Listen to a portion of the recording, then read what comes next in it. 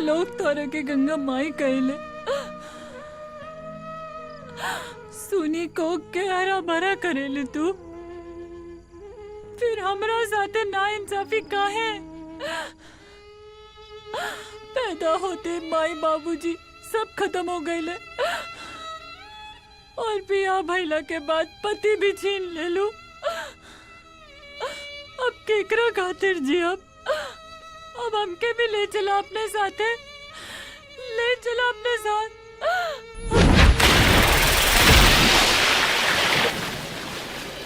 मुनिया आज बड़ा जम के नचले सा। गुरु आज के प्रोग्राम तो कमाल के। चुनाव करीब आवत है, भीड़ जुटावेला नेता लोगन के खूब प्रोग्राम मिली। सही बात बाड़ा, एकदम जम के प्रोग्राम मिली। हाँ, लेकिन भैया एक बात ध्यान से सुन ला, आपकी पगार बढ़ा के चाहिए। हाँ हाँ, हमरों के अरे मिली प्रोग्राम तो होके दे, सबके पगार बढ़ा के मिली। हाँ गुरु भैया, हाँ हमरो पगार बढ़ा के चाहिए, काहे कि हमरो ब्याह करे के बाटे। अच्छा, अरे तोर बियाह तो कटरीना कैफ से करवाए। हाँ खूब जमी जोड़ी तोहनी गए, थैंक यू भैया। धूमधाम से बियाह हुई। ठीक है चला। अरे आओ सोम जल्दी आओ, देखते पकड़। हट पर जा।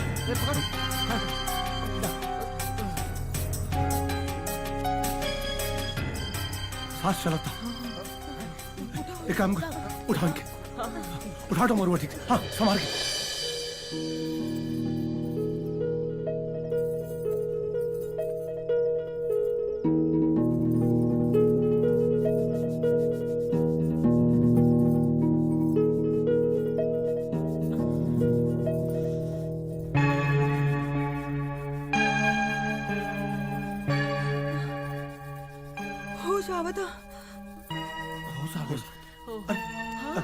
रुका राहुल नाम का पड़ी?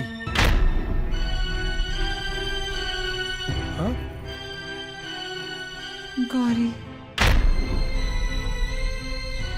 कहाँ, घर कहाँ पड़ी? बोली ना।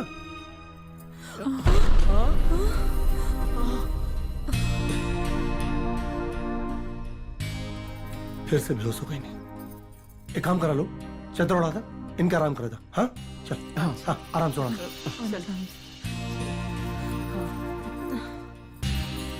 अच्छा, तू लोग इनका ख्याल रखिए, हम घरे जाता नहीं। अच्छा चला, ठीक बा, चला लो। आवा, चला बुलाकी। हाँ हाँ चला।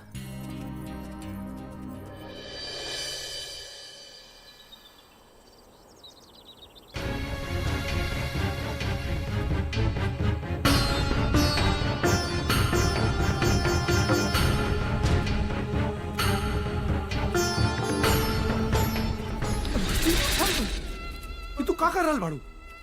हम मरल चाहतानी, काहे बार बार तू लोग हमके आत्महत्या करे से रोक रहल बाड़ा? आत्महत्या करे से? एकर मतलब काल तू नदी में आत्महत्या करे खातिर गेल रहलू? हाँ, लेकिन काहे? हमरे पति के मौत हो गई बा। अब हम का करब ई दुनिया में जी के? एक मिनट, आराम से ये बतावा कि तू कहाँ के रहे वाली बाड़ू? हमार घर शिकारपुर बा। हमार पति महेश एगो फौजी रहले। काले छठ पूजा में घरे आवत रहले, पर एक्सीडेंट में उनकर मौत हो गई। महेश फौजी? कहीं रहुआ रघुवीर बाबू को पतो तो नाना बानी? हाँ, तू जाने ला उनके? बाप रे, अजीब है बानी ना है? अब नेक चिता का राग ठंडा ना भइल तबले दूसरा चिता जलावे का तैयारी कर रहल बानी। अरे जब पति ही ना रहल तो जिए का का मतलब? तोरा मरला से पति का जान वापस आ जाई का? और रहुआ जानकारी खातिर एक बात बता दी हम, जौना पति ला रहुआ जान देवे जाता नहीं ना, वो पति मरल ना मारल गइल ह। का बकवास कर रहल बाड़ा? सही कह रहल बानी। राहुल पति क्या इलाज के पोस्टमार्टम खातिर ले चला और एक खत जांच ला रखला। आई चली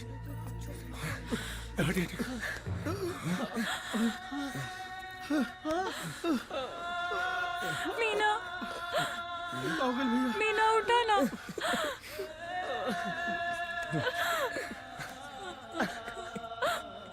आप कुछ करें ना। बस अब रहुआ लोग तैयार हो जाए। मीना का कातिल बच ना पाई, बहुत हो गई। मीना,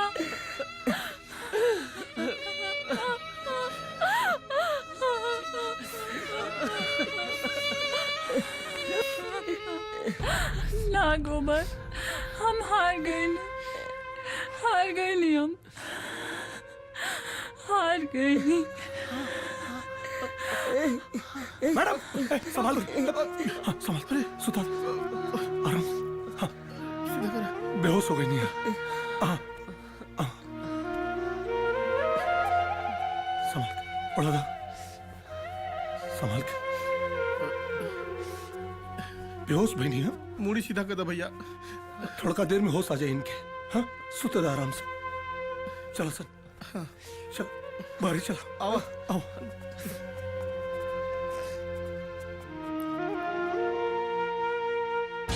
गौरी, तू हिम्मत हार जेबू तो हमार का हुई? हमरा मुक्ति कैसे मिली? जब तक वो बाबा के अंत ना हुई हम ऐसा ही भटकब। बोलो गौरी, ओकरा मरबू की ना? हाँ महेश, अब तो हम बाबा पाड़े के जरूर मारब बाबा पाड़े के। अरे गौरी जी, का भाई? बाबा पाड़े के मर ही के पड़ी बाबा पाड़े के। हाँ, मरी हूँ गौरी जी, मरी बाबा पाड़े, जरूर मरी बाबा पाड़े। वाह विभूति बाबा वाह, तोरा दिमाग ना कंप्यूटर बा कंप्यूटर। दिमाग हमार है लेकिन मेहनत तो तू कैला गजराज बाबू। मीना के फसौला तू, गौरी के बदनाम कैला तू। बहुत खूब, सांप भी मर गई और लाठी भी ना टूटल। पुलिस के नौकरी तो एगो बहाना बा, तनख्वाह तो बाबा ही देलन। अगर बाबा के काम ना आई तो ई जीवन बेकार बा। जय हिंद सर। वाह इंस्पेक्टर वाह, भारत देश का एगो पुलिस ऑफिसर बाबा का कुत्ता बन के जूता चाटता। सर ये वर्दी पहन के वर्दी के अपमान मत कर। ऑफिसर, थप्पड़ तोरा बहुत महंगा पड़ी, बहुत महंगा। ये थप्पड़ हमरा के ना, तोरा के और तोर बाबा के महंगा पड़े।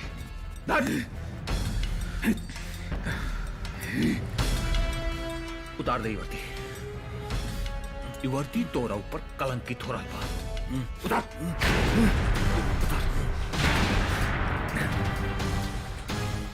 अपन बुरिया बिस्तर बांध ले, काहे कि तोरा के सस्पेंड कर रहल बानी और कल गौरी के पास जा रहल बानी। प्रेस कॉन्फ्रेंस करब, तू और तोर बाबा कितना पानी में पड़ा सन सब पता चल जाए।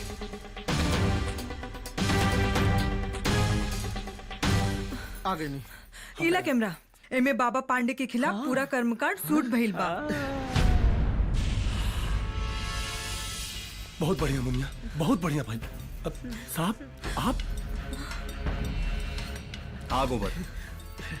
गौरी जी, आप लोगन के बेगुनाही हम अपना कान से सुन के आ रहल बानी। साहब बाबा पाड़े खिलाफ हमनियों के सबूत मिल गइल बा और एक कैमरा में ओकर नंगा नाच कैद बा साहब। Good, very good. काले प्रेस कॉन्फ्रेंस कर, जनता के सब पता चल जाए। धन्यवाद सर, ई देश के आप जैसन पुलिस ऑफिसर के सख्त जरूरत बा। और रउआ जैसन झांसी की रानी के भी। अच्छा, हम चलता नहीं।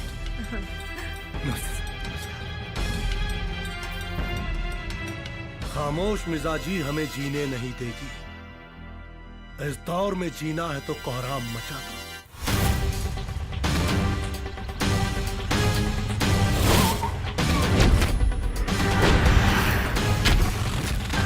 गजराज तू? सॉरी सर, बात बहुत आगे तक पहुंच गई बा। रउआ का जियल बाबा खातिर और हमरा खातिर भी बड़ा खतरनाक बा।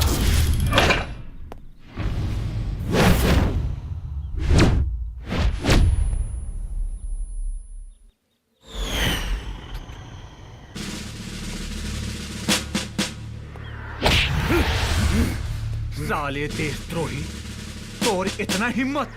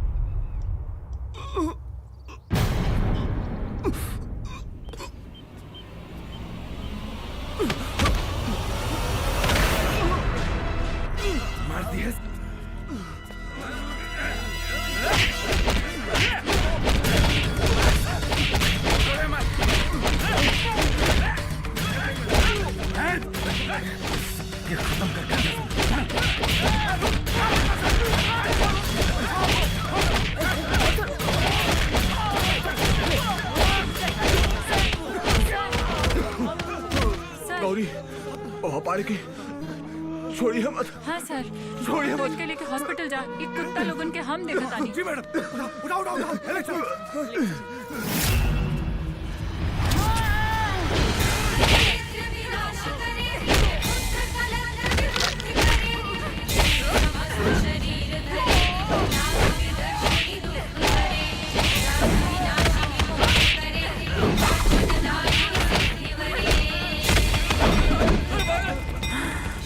काम करना पड़ा तो लोगन मंत करा तो गोली मार दी। अरे ससुरे, अगर डिप्टी एसपी हॉस्पिटल में बयान दे दे साहब,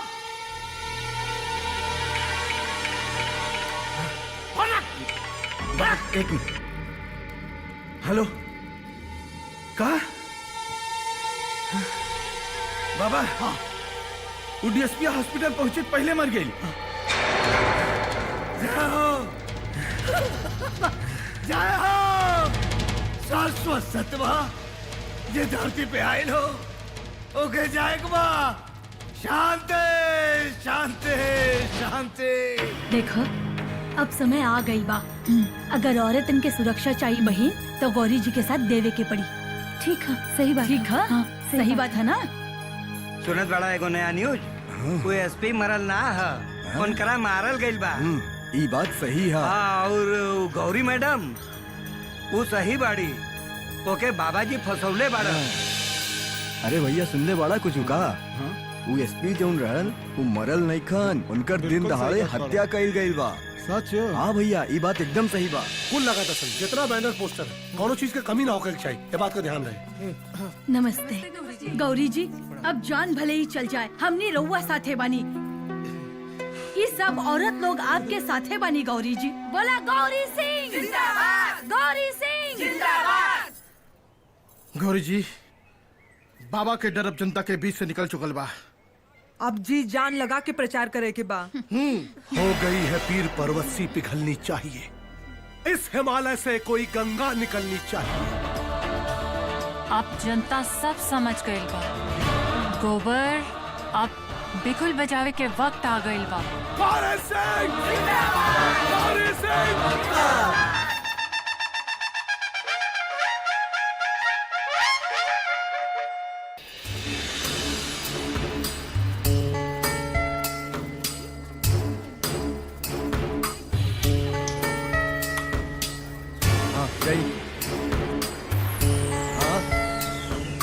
जल्दी करी,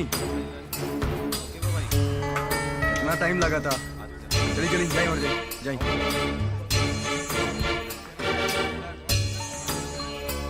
चली, हाँ जाई जाता बाहर।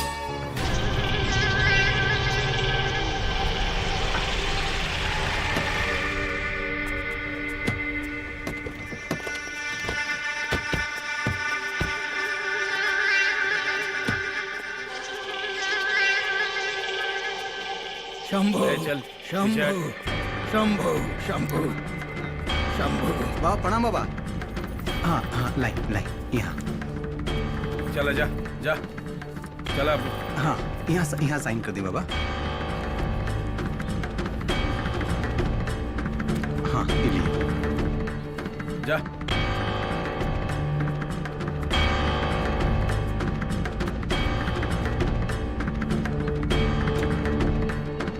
शंभो प्रणाम प्रणाम। शंभो शंभो शंभो शंभो। ए, सब सीधे लाइन में खड़ा रह। शंभो। बगल हटो, बगल। आशीर्वाद नहीं देबा बाबा। आशीर्वाद की जरूरत अब बाबा के है मैडम जी। शांत है। प्रणाम।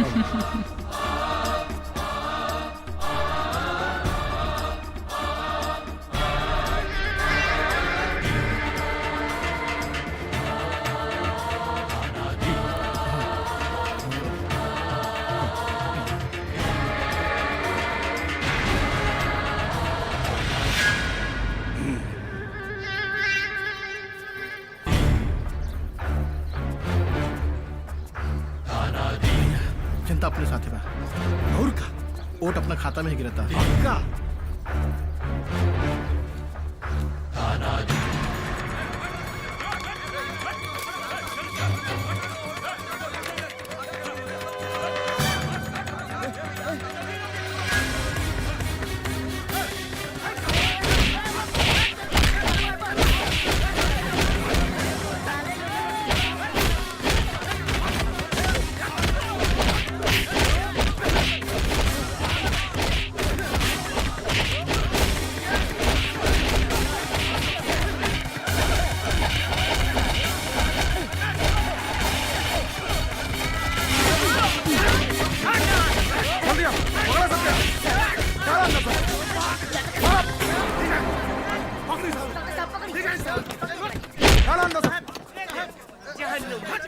आप लोग चिंता मत करिए, वोट बिल्कुल सही पड़ेगा। शांति रखिए। मैडम मेरे रहते बूथ कैप्चर नहीं होगा। आप लोग निश्चित होके जाइए। नमस्कार। ठीक है, जाइए। जी साहब। हाँ जाइए। धन्यवाद साहब। नमस्कार, मैं दिनेश कुमार और आप देख रहे हैं हमारा टीवी। और आप लोगों को जिस घड़ी का इंतजार था वो घड़ी आ चुकी है। पूर्वी चंपारण सीट की गिनती शुरू हो चुकी है और जो ताजा तरीन रुझान हमें प्राप्त हो रहे हैं, इस सीट पे सीधे सीधे मुकाबला है बाबा पांडे और गौरी सिंह के बीच। अब चुनाव के आंकड़े बिल्कुल स्पष्ट होते जा रहे हैं। बाबा पांडे अपनी निकटतम प्रतिद्वंदी गौरी सिंह से 50,000 मतों से आगे चल रहे हैं। जैसा कि आप जानते हैं, बाबा पांडे पिछले 20 वर्षों से इस सीट पे लगातार कब्जा जमाए बैठे हैं। बाबा पांडे को इस सीट से हराना मुश्किल ही नहीं, नामुमकिन है। अभी अभी जो जानकारी हमें मिल रही है उसके अनुसार बाबा पांडे 1.5 लाख मतों से आगे चल रहे हैं। ऐसा कयास लगाया जा रहा था और लोगों का यह आकलन था कि गौरी सिंह बाबा पांडे को एक अच्छी टक्कर दे पाएंगी। पर जो अभी रुझान दिखाई दे रहे हैं उनके अनुसार गौरी सिंह इस मुकाबले में काफी पीछे छूट चुकी हैं।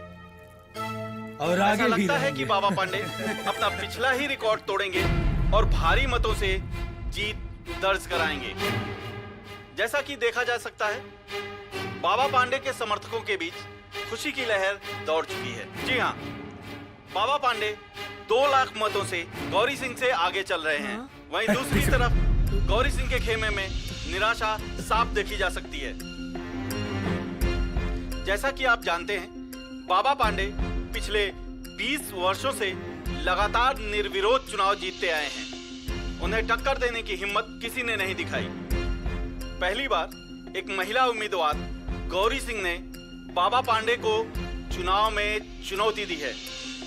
अभी अभी जो आंकड़े हमें प्राप्त हुए हैं उन्हें देख के हम बहुत हैरान हैं। जी हाँ, उन्हें सुन के आप भी बहुत हैरान हो जाएंगे। भारतीय राजनीति के इतिहास में ये ऐतिहासिक उलटफेर है।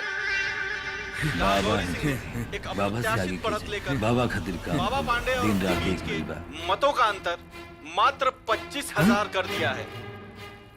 और आपको बता दें कि अंतिम चरण की गिनती खत्म हो चुकी है बाबा। और रिजल्ट हमारे पास आ चुका है। जैसा कि सब जानते हैं जीत कि तो राउरे हुई पूर्वी तनी चंपारण सीट पे सबकी निगाहें कम टिकी वोट हुई से थी होके। और जिसका रिजल्ट अब आपके सामने है। जी हाँ, ये रिजल्ट बहुत ही चौंकाने वाला है।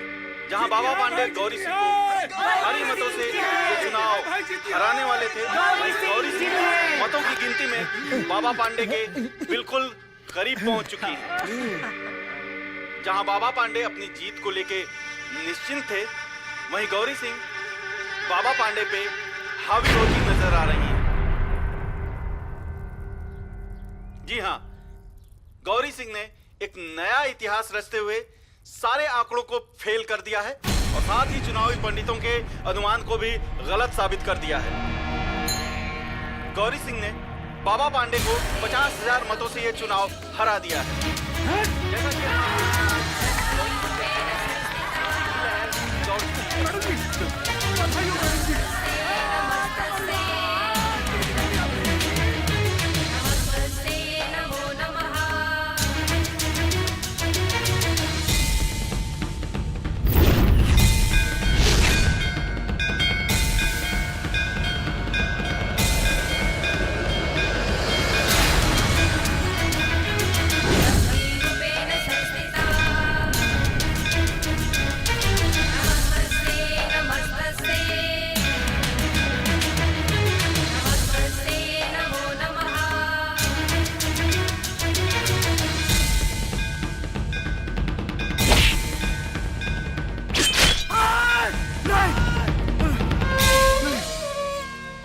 बाबा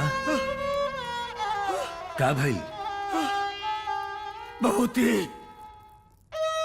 ब्रह्म मुहूर्त में सपना देखनी हा। गौरी हमके त्रिशूल से बात करत रहिया। सुनत हरा ए पटाखा का आवाज सुनत हरा। जीत के जश्न मनावल जा रहा बा। बाबा सपना कबो सच ना होला बाबा। ना बहुत ही 20 साल से हम यहाँ के सांसद बानी।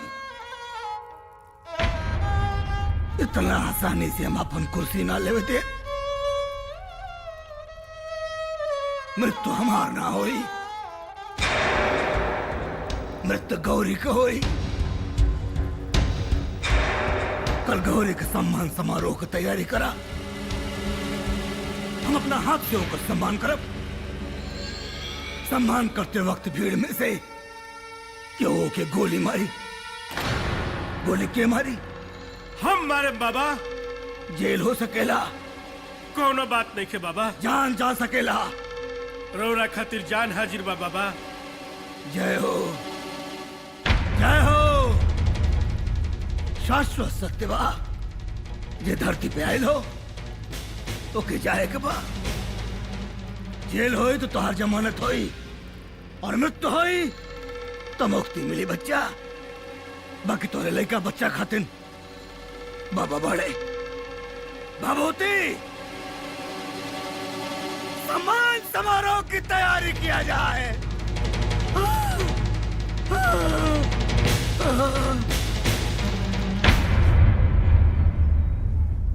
गौरी सिंह जिंदाबाद! गौरी सिंह जिंदाबाद! समस्त भक्तजन, आज हमारा बड़ी खुशी हो रहा बा कि रउआ लोगन गौरी सिंह जैसन नेता के चुनाव में विजयी बनौला। गौरी सिंह जिंदाबाद! हम तो मात्र मंदिर में पूजा पाठ करे वाला एगो छोट सा पंडा पुजारी रहनी हा। सांसद तो रउआ लोग बना देनी। हालांकि सांसद रहते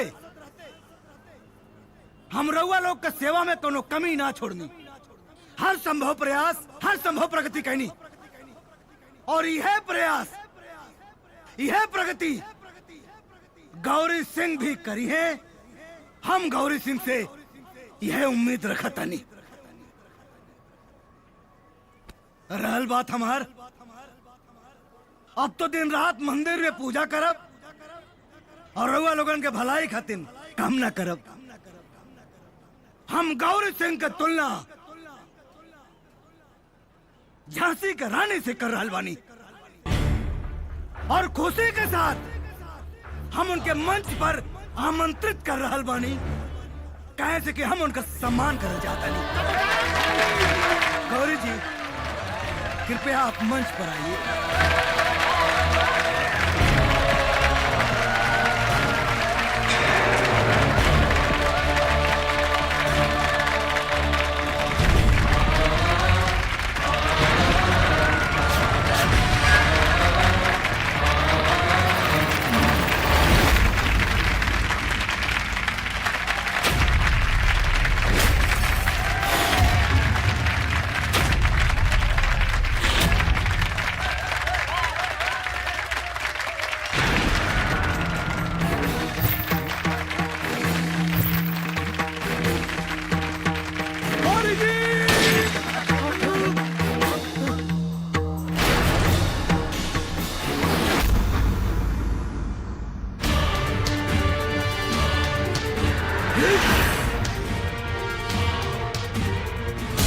बाबा पाड़े दिखा दहलन आपन असली रूप।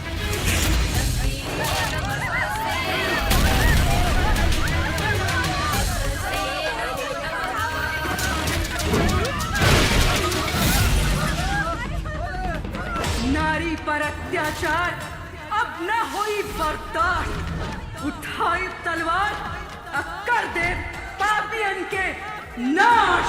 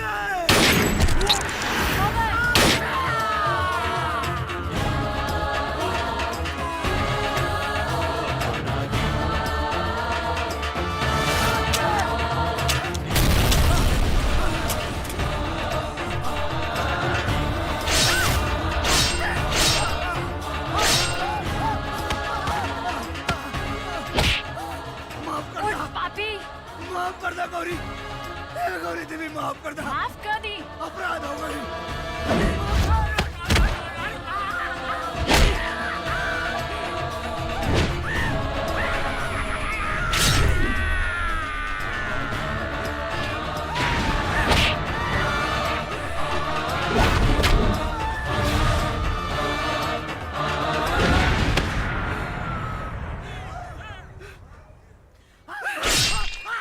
बोल बोल।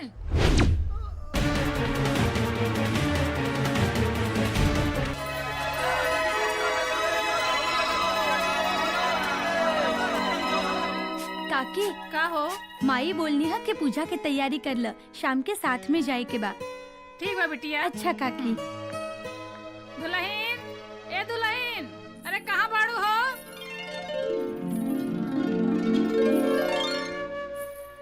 जी अम्मा जी। सुना, पूरा गांव में छठ की तैयारी हो रहल बा, तू जाके तैयार हो जा। अम्मा जी वो कहले रहले कि छठ में जरूर आए, पर आइले ना। अच्छा, यही से छठ पूजा में तोहार मन नइखे लागत।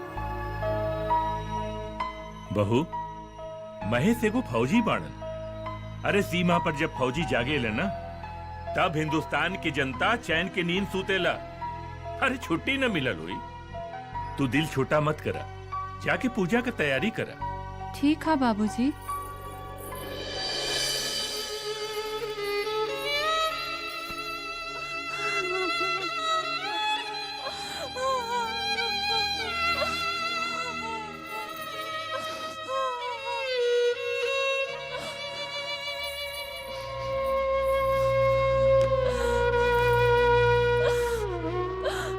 मन नहीं के लागत रहो बिना।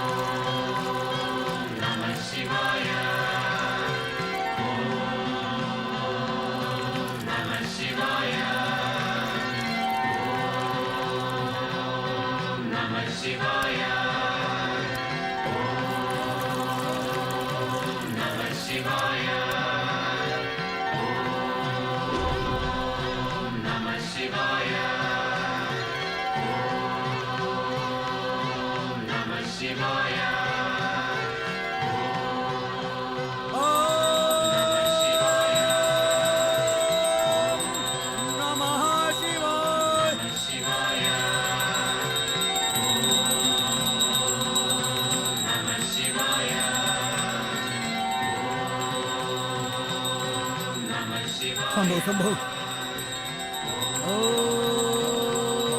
नमः शिवाय, ओम नमः शिवाय, ओम नमः शिवाय, ओम नमः शिवाय, ओम नमः शिवाय, ओम नमः शिवाय, ओम नमः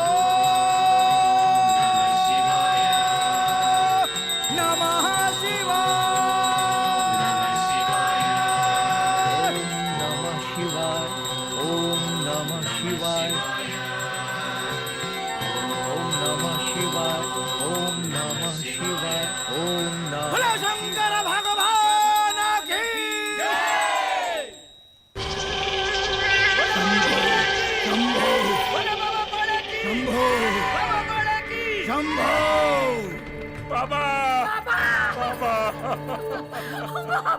बाबा उठो बच्चा रघुबीर। हाँ भाई उठा बचुआ। बाबा हमार जवान निकलता बेटा एक्सीडेंट में मर गए बाबा। अरे के को औलाद रहे हमरा के। अरे हम केकरा सहारे जिया बाबा। भगवान के सहारे बच्चा। हे बचुआ शाश्वत सत्य बा जे धरती पे आइल हो ओके एक न एक दिन जाएगा। केहू के आज केहू के काल। तोरा बेटा का प्राण तो हम वापस न ला सकेला, बाकी पुत्र का कमी महसूस ना हुई। बाबा 3 दिन से हमरे बहू के भी पता नहीं के न जाने कहाँ गायब हो गए पिया बाबा। बाबा रघुराज पर बहुत बड़ा मुसीबत आयल बा बाबा। ए मुसीबत से रउए इनका के निकाल सकेली। अब आपे के आसरा है बाबा, काहे के रउए हमनी के भगवान बानी बाबा। अब रउए कुछ करी बाबा, रउए कुछ करी। चिंता मत करा, तोहार बहू जहाँ भी आ सुरक्षित भी आ 2-4 दिन में घर वापस आ जाई।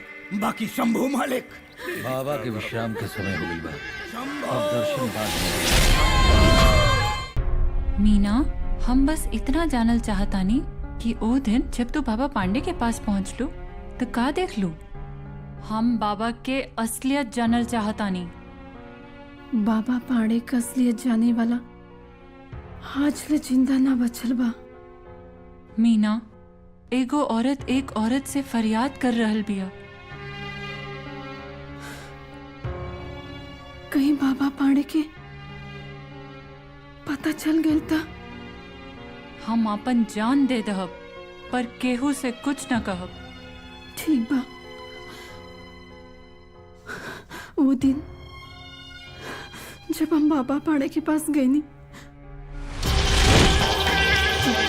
बाबा हमरा के छोड़ दी बाबा। जाको प्रभु दारुण दुख दीना तामति प्रभु पहले हर लीना। हमारा आश्रम के ते भक्त रहले में ससुरा। ओए आश्रम को खबर बाहर पहुंचावत रहले। माफ कर दी बाबा।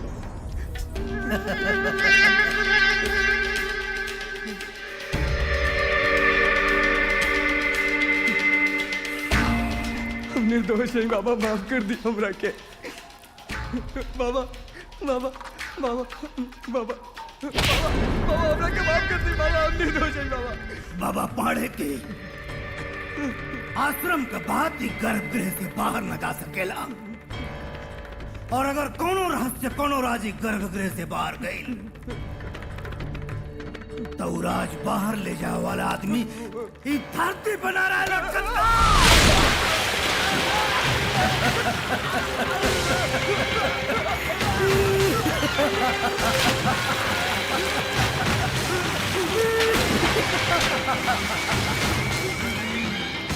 शाश्वत सत्य जे धरती पे आयल हो ओकरा जाए के बा। शांति शांति शांति। बाबा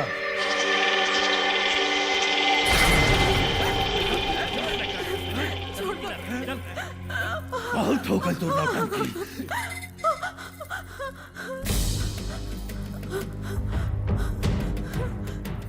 सुंदर अति सुंदर। बाकी तोहनी कौन भेष बना के आइल बड़े? बाबा एकरा के लियावे के चक्कर में एगो हत्या हो गई है। हत्या की कर रहे? महेश फौजी के। महेश फौजी मतलब वो रघुवीर का बेटा? हाँ। अरे ससुरा तो के मालूम होने के रघुवीर हमारा कितना बड़ा भक्त हो। अगर ओकरा शक हो गई तब? चिंता मत करी बाबा, ओकरा हत्या के एक्सीडेंट बता देले बनी। ठीक है प्रभु के जवन मर्जी। शाश्वत सत्यवाज धरती पे आए लो ओके एक न एक दिन तक जाए कहो। भगवान ओकरा आत्मा के शांति दे। बाबा बाबा हम कुछ ना देखनी बाबा, बाबा हमरा के बख्श दी बाबा, हमरा के चाय दी बाबा। तो हर जगह पैर में ना हृदय में बा। हसीना के माथे पे पसीना अच्छा ना लगेला। आइए शयन कक्ष में चलते हैं हमारे। आइए डरिए मत। झूठ, सरासर झूठ। गौरी तुहार बाबा के खिलाफ बोलल कौनो बात पे सच्चाई नहीं है। काहे कि बाबा हमनी खातिर खाली एगो नेता नहीं खान, भगवान भी बड़े। और हमनी अपन भगवान के खिलाफ कौनो बुराई बर्दाश्त ना करी ले। बहू, तहार पहली गलती ई कि तू 4 दिन से घर से गायब बाड़ू, और दूसर सबसे बड़ गलती ई कि तू बाबा के खिलाफ अब सब बोल रहल बाड़ू। अरे काहे का बहू, अरे कुलटा ही है, डायन ही है। पैदा होता है अपने माई बाबू का खा गई, हमरा घर में आते हैं हमरा बेटा के खा गई। एक बात सुन ली, अब एकरा हमरा घर में कोनो जरूरत नहीं है। और अभी गांव में भी ना। काहे कि हमनी के भगवान के खिलाफ बुराई करने वाला के गांव में कोनो जगह नहीं है। यही नाते गौरी तो के ही गांव छोड़ के जाए के पड़ी।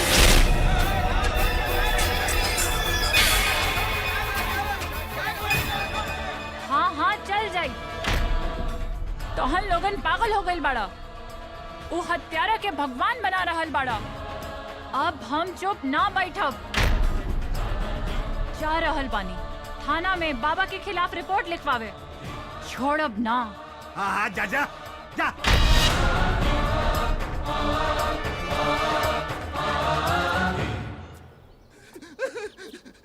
बोल चोरी का माल कहाँ बा? बोल बोल बोल।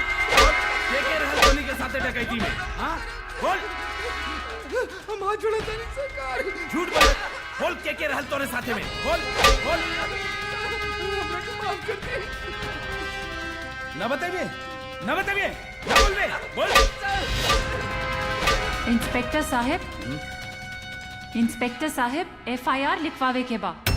बोली के करे नाम के? बाबा पाणे के खिलाफ। का बोले हैं? बाबा पाणे के खिलाफ। कौना जुर्म में? हमरा फौजी पति के हत्या के जुर्म में। ते का कर रहल बाड़े? तोरा के मालूम बा? हमरा अच्छी तरह से मालूम बा। अब तोहरा के पता चल जाओ, यही नाते FIR लिखावे आइल बानी। जितना जल्दी हो सके भाग जो यहाँ से। नाता अगर औरत ना रहती ना तो उल्टा लटका के पिटती तोरा के। पीटी ही के बातें बाबा पाणे जैसे शैतान के उल्टा लटका के पीटी। बाबा के भेष में वो बलात्कार और हत्या कर रहल बा। ए, भाग भाग जल्दी यहाँ से, ना तो हमारा हाथ उठ जाई। FIR लिखवा कि ना? बिल्कुल ना। चल भाग यहाँ से, ना तो ठोक दे। चल निकल।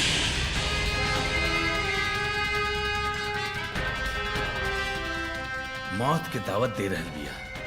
ए, दे रे चाय। पूरा मूड खराब कर दिया लेस। ठंडी हो गई, दूसर लाओ। कितना बड़ा विडंबना बा कि लोग एगो पापी के भगवान मान रहल बाड़े। यही के कलयुग कहल जाला मैडम जी। ई कलयुग में सच्चाई खत्म हो चुकल बा। ना ऐसा ना, जहाँ ये नगरी में रावण है वहाँ राम के भी अंश जरूर हुए। ई सब किताबी बात बा। ई पापियन के बीच ई जन्म में हमरा इंसाफ ना मिल सकेला। अब हमरे पास आत्महत्या करे के अलावा कोनो रास्ता नहीं खे। अरे बार बार आत्महत्या का कहे नहीं रहुआ है? का आत्महत्या का बात करेंगे? आत्महत्या कहला से का हो जाई? राउर नाम 100 अक्षर से लिखा जाई है? अरे 13वें दिन लोग पूरी सब्जी खा के भुला जाएंगे। मैडम जी आत्महत्या कायर लोग करे ना। अरे मरे के तो एक दिन सबके बा, लेकिन मरे से पहले कुछ ऐसा कर जाए कि दुनिया याद रखे। बाबा पाणे से अपने पति के मौत का बदला ली, कहे के रहुआ के मन में मौत का खौफ नहीं खे। और बाबा पाणे जैसे शैतान के वह मार सकेला जेकरा मन में मौत का खौफ न होके। अकेला चना भार ना फोड़ सकेला। ऐसा ना हा। अरे देश के बर्बाद करे वालन का नाम अगर लिखल जाए ना मैडम इतना मोट किताब भर जाई, लेकिन आजादी दिलावे वालन का नाम अंगूरी में गिनल जा सकेला, अंगूरी में। अरे क्रांति हमेशा भूखा नंगा मजबूर और मजदूर लोग लेके आयल बाड़े। जगर पेट भरल रहेला ना वो क्रांति ना लेके आवेला। मैडम लड़ जाए बाबा के खिलाफ चुनाव में। देखिए जनता का कहा, जनता का स्वभाव तो पानी नियन होला, पता ना कब क्या रुख हो जाई। देखिए मैडम, अगर रउआ चुनाव जीत गई नहीं ना बाबा के खिलाफ, तब बाबा का मौत तो निश्चित था। और अगर हार गई नहीं तो इतिहास याद रखी कि एक औरत अपना पति के मौत का बदला लेने में शहीद हो गई। मैडम अब सोची मत, लड़ जाए चुनाव में मैडम। लाखों गौरी के विधवा होके से बचा ली मैडम, लड़ जाए चुनाव में।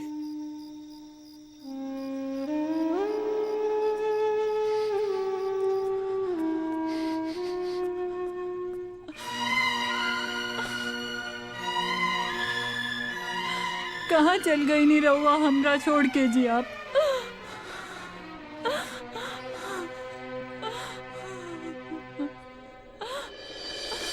गौरी,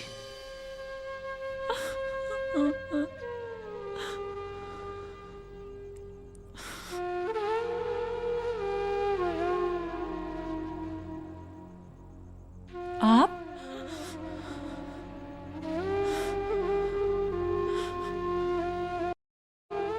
गोबर सही कह रहा बा। उ पापी के विनाश करे खातिर तो के चुनाव लड़ी के बा। हाँ गौरी, काहे कि जब तक वो मरी ना तब तक हमारी आत्मा की शांति ना मिली।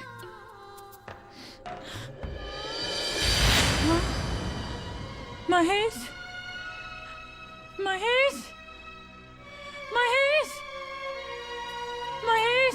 अरे गौरी जी का भाई रहुआ महेश महेश काहे चिल्ला रहल बानी?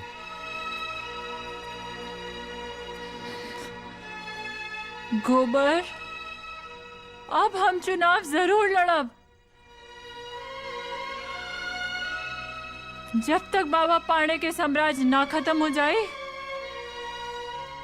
तब तक चैन से ना बैठब। बाबा पांडे के मौत हमरा पति की सबसे बड़ी श्रद्धांजलि हुई।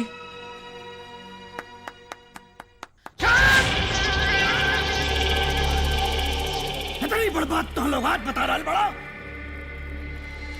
उस असुरी घूम घूम के हमारे बारे में प्रचार कर रहा बिया, क्योंकि पति का हत्या करो ले बनी। वो तब जब ससुरा चुनाव खोपड़ी बना चला बा। चिंता मत करी बाबा, ओ चींटी के कहला से का फर्क पड़े वाला बा। वैसे भी होकर औकाते का बा। बहुती रोग और दुश्मन के कबो छोट ना समझे के चाहिए। छोट सा फुंसी कब कैंसर बन जाओ एकर कोनो पता नहीं के। और छोटा सा भी छोटा दुश्मन उस ससुरा कब कले का फांस बन जाओ एकर अंदाजा तो का नहीं खे। बाबा चुनाव में खड़ा होके जा रहा बिया। अच्छा तो तुरी झांसी का रानी बनल चाहती है? हाँ बाबा।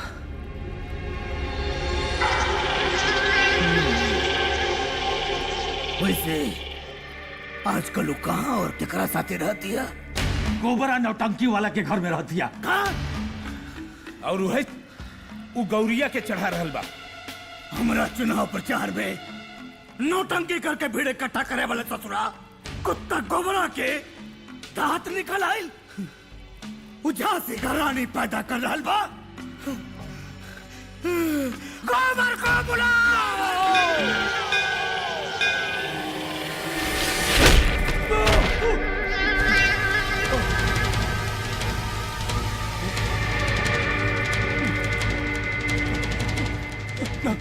माफ कर दी हमरा के। तते झांसी के रानी के निर्माण कर रहल बाड़े, गौरी देवी के अपना घर में रख के।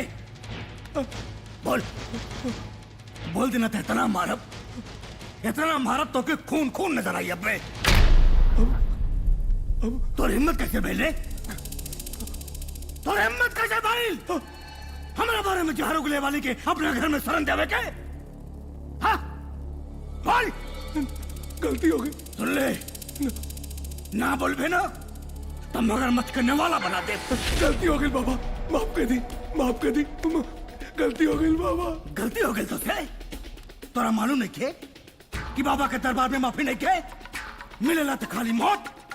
हाँ बोल। बाबूजी जी बाबा। राज मार मार के मुंह दे के।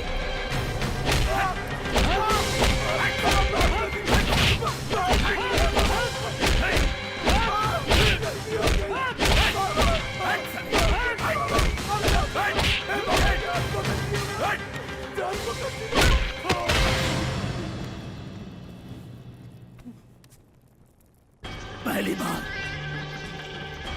बाबा पांडे के दरबार के इतिहास में पहली बार केहू की जान के बख्शीश मिल रहा बा। हमारा चुनाव में बड़ा प्रचार के लिए बढ़े। जा हमार जान बख्श दी बाबा, जान बख्श दी। लेकिन एक बात याद रखिए, कल सूर्योदय के किरण गौरी तोरा घर में ना देखे पावे, ना तो तो पूरा नाटक मंडली ना देखे। रहुआ हमार भगवान है, हमने के भगवान है। हाँ?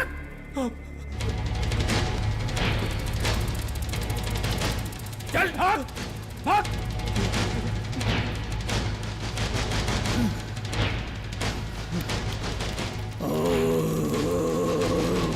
अरे गोबर। मैडम जी गोबर भैया। भैया ये क्या हो गई?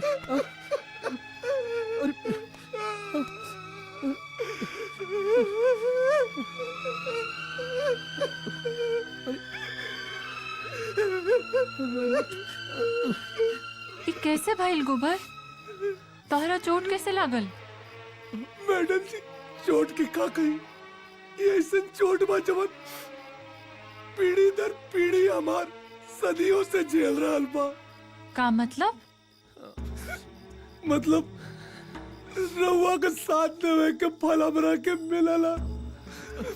मन तो करत कि हम अपन जान दे दी।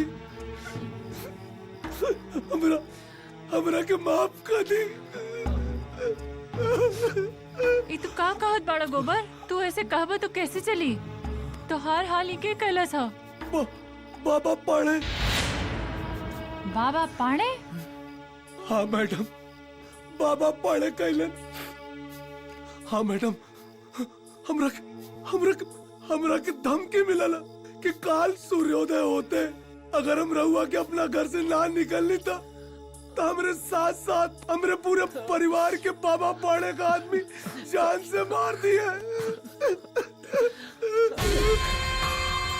गोबर, रोज रोज मरला से अच्छा एक दिन मरब। बाबा पांडे के जवाब देहल बहुत जरूरी बा।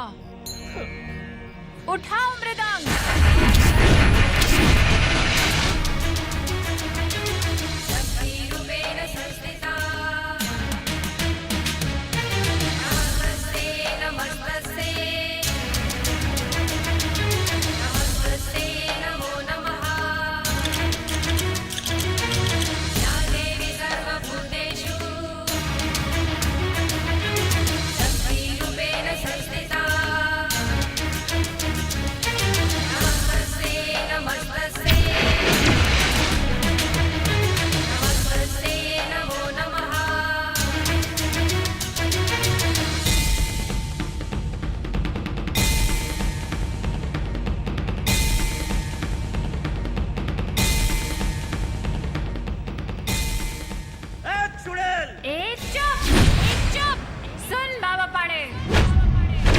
कल तक हम एगो अबला नारी रानी, लेकिन आज चंडी का रूप लेके आई बानी। और सुन, लड़ रहल बानी तोरे खिलाफ चुनाव, बिगाड़ ले जौन बिगाड़े के बा। और सुन बाबा पाड़े, आज के बाद ई बाल वही दिन बांधब जे दिन तोहरा खून से अपन बाल धोई। बस करी बाबा, शांत हो जाई बाबा। ससुरी, तू टका के औरत रवो पे ठोक के चल गई। अगर ये जनता हमारा के भगवान ना मानत हो तो संभव के सौगंध बस कर देती हो करा के। बाबा बाबा अब शांत हो जाइए बाबा। बाबा रहुआ कहीं ते साली के गोली मार दी। ये आदमी हमेशा काम बिगाड़े वाला बात करेला। और एक चुनाव सर पे बा और मारे मारे के बात करता। अगर वो मर गई ना तब बाबा बदनाम हो जाई और जनता की अगर शक हो जाई तो गई कुर्सी हाथ से। फालतू बात मत कर भभूति। भभूति ठीक करल बड़े, जनता तो मोम होली। जो न बर्तन में पिघला के रखता हुआ रूप धारण कर लेवेला, मृत्यु तो होई, जरूर होई।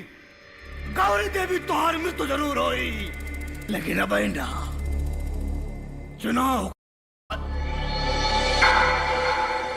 बस एक काम करा तो लोगन आदेश करी बाबा। कल चुनाव पर्चा भरे के आखिरी तारीख हो। कौनो कीमत पे सुसरी पकड़िया पर्चा ना भरे पावे, और अगर एक बार पर्चा भरे से वंचित रह गए तो चुनाव तो फिर 5 साल बाद होगी। और चुनाव खत्म होकला के 5 दिन के बाद गोबर और गौरी के खंड खंड करके मगरमच्छर के नेवाला बनाए। पाखंडी बाबा बन के बैठल बा। खाल खींच के भूसा ना भर देनी तो हमरो नाम भी गौरी नहीं। मैडम जी, आज तो रहुआ के देख के लागल की जिसे साक्षात चंडी धरती उतर रहल पानी है। काटा मरुआ सही कह रहल बानी भैया। अरे मैडम जी तो एकदम देवी लागत रहनी है, साक्षात देवी। पापी के अंत करे खातिर अब चंडी बन ही के पड़ी। लेकिन मैडम जी, बाबा भी घायल सांप हो गए लोग की। वो चुप ना बैठी, कौनो न कौनो चाल जरूर चली। ओकर हर चाल नाकामयाब होई अब। मैडम जी, लेकिन इस समय जोश से ना होश से काम लेवे के बाद देखिए, हमनी का भलाई यही में है कि जबले पर्चा ना भरा जाए हमनी अंडरग्राउंड हो जाए। देखिए, एक बेर पर्चा भरा गई ना फिर वो बाबा का सारी बाबागिरी निकल जाए। मैडम जी भैया सही कह रहल बाने, जबले पर्चा ना भर जाए हमनी के गायब भइला में ही फायदा बा। ठीक बा।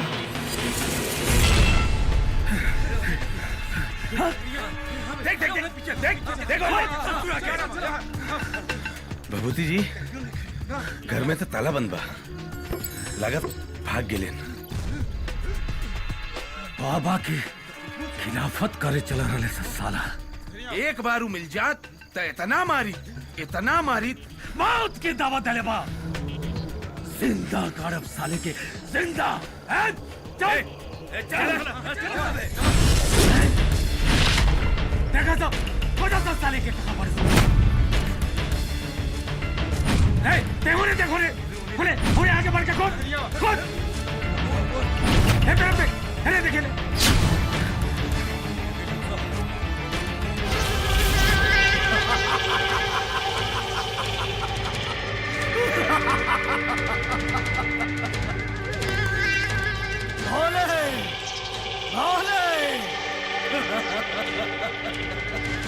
करे चल रहा है बाबा पाड़े के चुनौती देवे। वो का चुनौती दे रहुआ के बाबा। ओखरा की अपना चुनौती में बंद करके खैनी में डाल के खा जाए। बाबा पूरा इलाका छान मरनी, कहीं पता ना चला लोखनी के। पूरा नाटक मंडली मौत के भय से कहीं दूर भाग गए। काल पर्चा दाखिला बा, हुजूम ऐसे निकले के चाहिए कि आवाज दिल्ली तक पहुंचे। जी बाबा।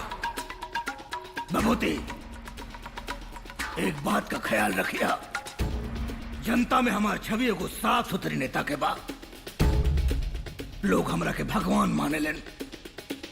हमारा छवि में दाग ना लगे के चाहिए, न तो खाल खींचे में टाइम ना लगे। बाबा पाणे की जय, बाबा पाणे की जय, बाबा पाणे की जय हो, जय हो, बोल है।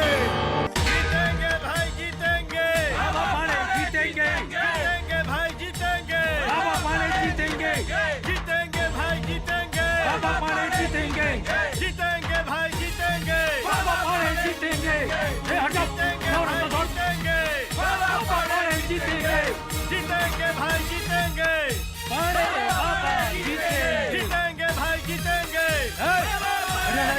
अरे गाड़ी में बैठ जाता, जल्दी चला बेटा।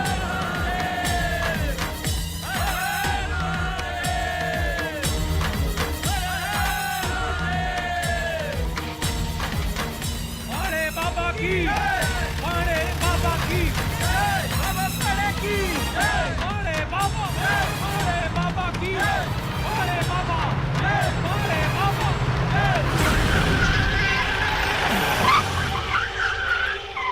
आई बाबा।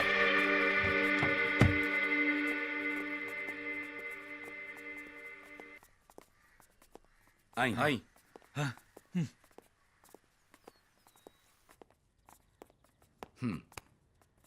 बाबा जी प्रणाम। शंभू शंभू।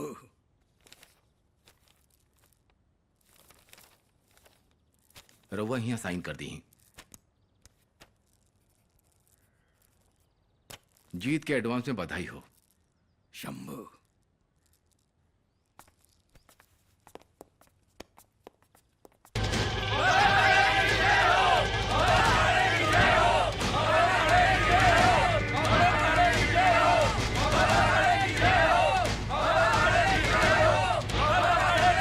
बाबा पाणे,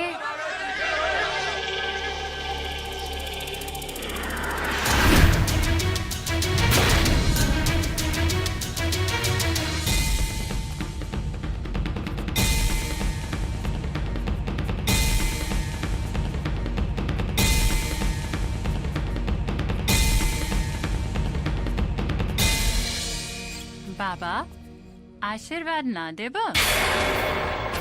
चुनाव में रउआ के खिलाफ खड़ा हो रहल बानी।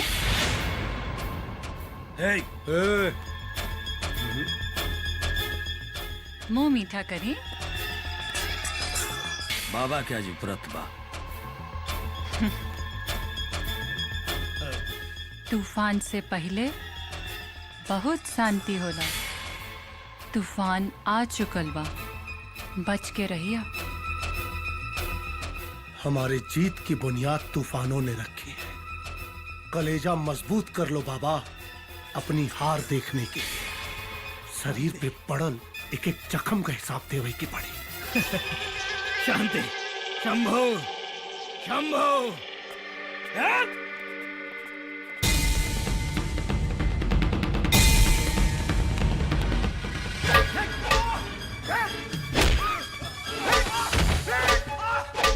बाबा पाणे के पैर ऊपर नहीं।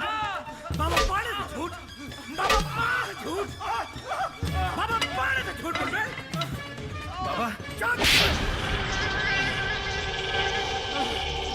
नालायक, दिल में घुस गई, इलाका छोड़ के भाग गई। यह खातिर रहने रे। हमारा छाती पर चढ़ के चढ़ाव के पर्चे भर। बाबा पाणे कैसे बड़ा बजती का हो सकेला? गलती हो गई बाबा। चुप नालायक, ना तो गोली मार दे तो का।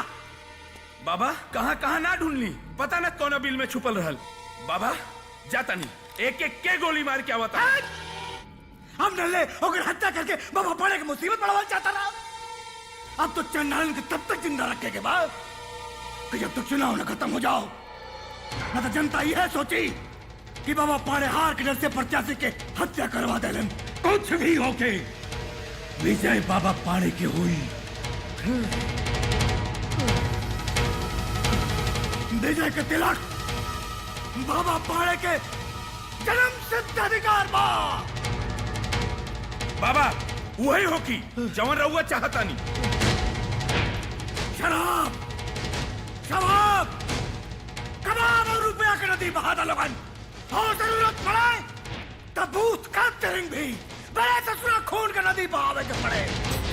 गौरी जी रउआ बहुत बड़ काम कैले बानी। अरे रोज घुट घुट के मरे से अच्छा कि एक दिन लड़ के मर जाओ। और गौरी जी ये समाज के अबला गौरी के ना चंडी गौरी के जरूरत बा। और सच कहीं तब बाबा पाड़े जैसे चट्टान से टकराए के हिम्मत आज तक क्यों ना कैले। यही से रउआ चर्चा गली गली में बा और हम तो कहता नहीं। मीना तू? हाँ, हमरा जैसन तमाम औरत रवा के पाके गर्व महसूस करत बानी।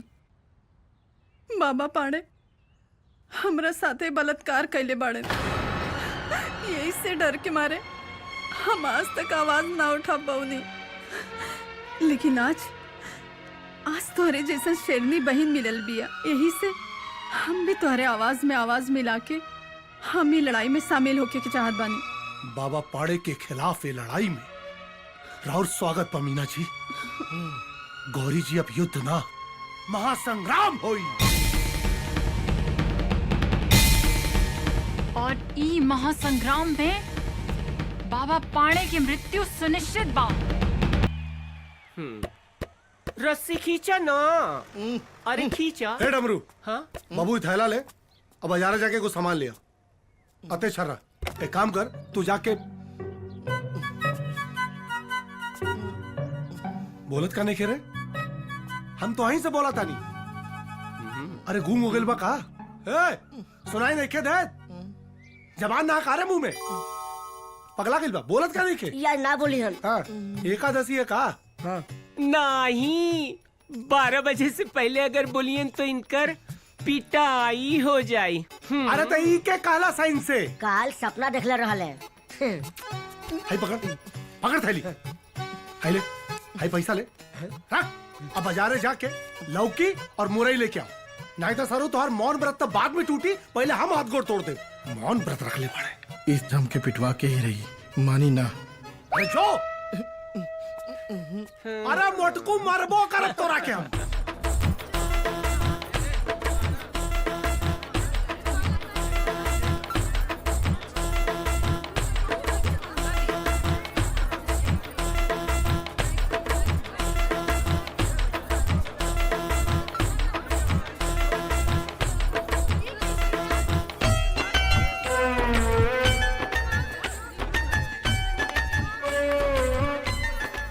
का चाहिए?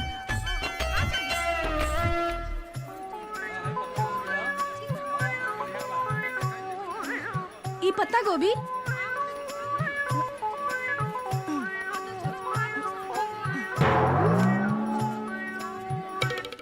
नाम तो बतावा, का चाहिए? अरे कुत्ता कमीना गंदा इशारा करत बा। हाँ, मारा ही तो मारा।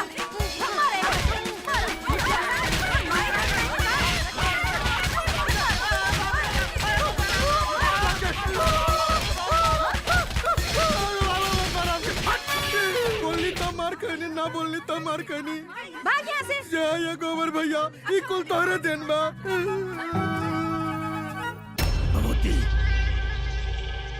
चुनाव प्रचार में कोनो कमी ना रहे के चाहिए। हर ग्राम सभा में हर प्रधान की 1-1 लाख रुपया दे दिल बनी। बहुत अच्छे। कोनो गली, कोनो मोहल्ला, कोनो चौराहा, कोनो बाजार, कोनो गांव बचे के ना चाहिए जहाँ हमार फोटो ना लगे, हमार पोस्टर ना लगे। सब जगह रोगे दिखत नहीं बाबा। गोबर, सारा इलाका बाबा पानी के पोस्टर से भर गइल बा। हमनी के पास तो इतना पैसा नहीं खे। रउआ चिंता न करी मैडम जी, इलेक्शन बैनर और पोस्टर से ना हौसले से लड़ जाला। लहर हमनी के बा, हमनिए जीतल जाई। भगवान करे ऐसे ने होखे। ऐसे नहीं होगी, अरे भरोसा रखे। भैया, हाँ हमनी के गांव में जो मीटिंग सेट किया गइल बा, लोगन से मिले जाए के बा। हाँ मैडम जी, रात बहुत हो गई बा, आप आराम करी। हमनी गांव में हो क्या होता नहीं, सवेरे प्रचार पे चले गए। ठीक बा, चलो लोग चल रहे। जय बला की आवा आवतानी। राज, हाँ बाबा। सुनने बाने के कोई ईमानदार डिप्टी एसपी आयल बा चुनाव करावे खातिर। जी, ओकरे गला में इतनी रुपया कमाला पहना दकी ओकरा बोझ से ओकर ईमानदारी खत्म हो जाए। बाबा रउआ चिंता ना करी, ईमानदार के नियत बदले में समय ना लागेला। जय हो, जय हो, जय भोले।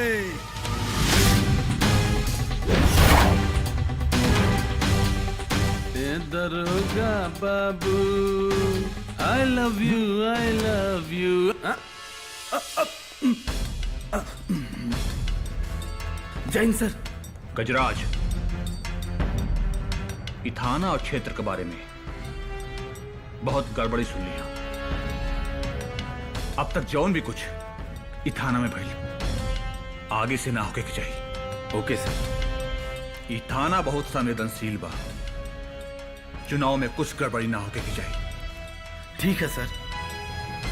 सर एक बात बोली, बाबा पाणे का दर्शन जरूर कर लिया। बाबा पाणे काहे? बाबा पाणे भगवान है का? वो तो जनता उनके भगवान मानेली। गजराज, जनता हो, जनता के अपन काम करेगा, तू अपन काम संभाला। और रहल बात बाबा पाणे का, गौरी सिंह जिंदाबाद, गौरी सिंह जिंदाबाद, सबका साथ सबका विकास, ये हमारा नारा है। सबका साथ सबका विकास, यही हमारा नारा है। गौरी सिंह जिंदाबाद, गौरी सिंह जिंदाबाद, गौरी सिंह। अब की बार हमरा के ही वोट दी हो, औरत के सम्मान में कोनो कमी ना आए। औरतन के विकास खातिर चाची गौरी देवी के ही वोट दी। हमारा आशीर्वाद। हाँ, चाची वोट दे में आवर क्या सबके।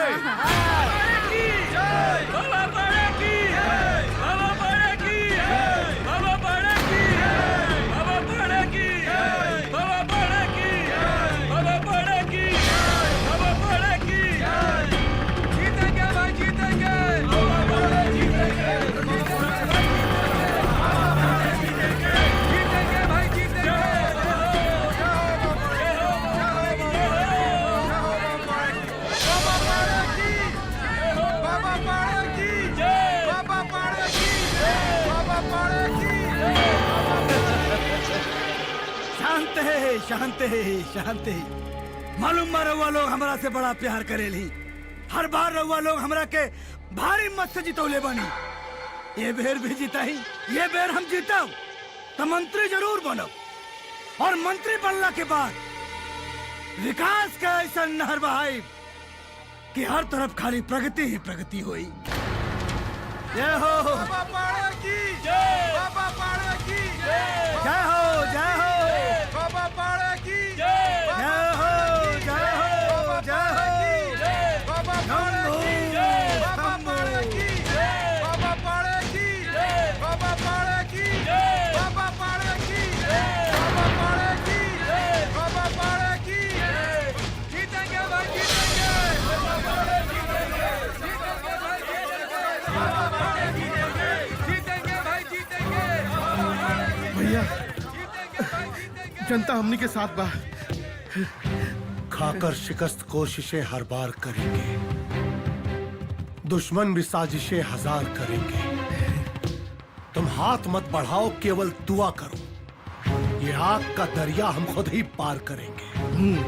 मैडम जी, ये लोग बाबा के समर्थक ना बढ़े, बाबा से भयभीत बढ़े। रउआ चिंता न करें, जीत तो हमनिए के हुई। काडमरू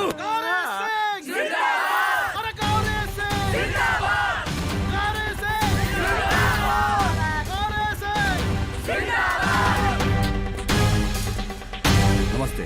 नमस्ते। हम हैं यहाँ के नया डीएसपी। अरे वो लोग चिंता मत करी, हम आप लोगों के साथ बानी। हमारा के सब पता चल गई बा कि का सही बा और का गलत। थैंक यू सर।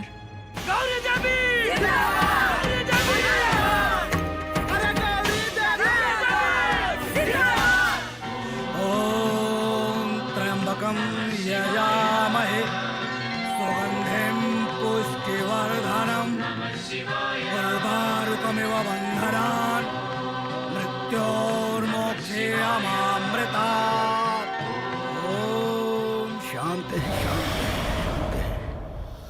बाबा बाबा एगो बात गौर करनी है का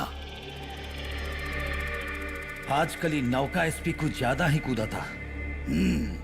गौरी के बहुत फेवर करता।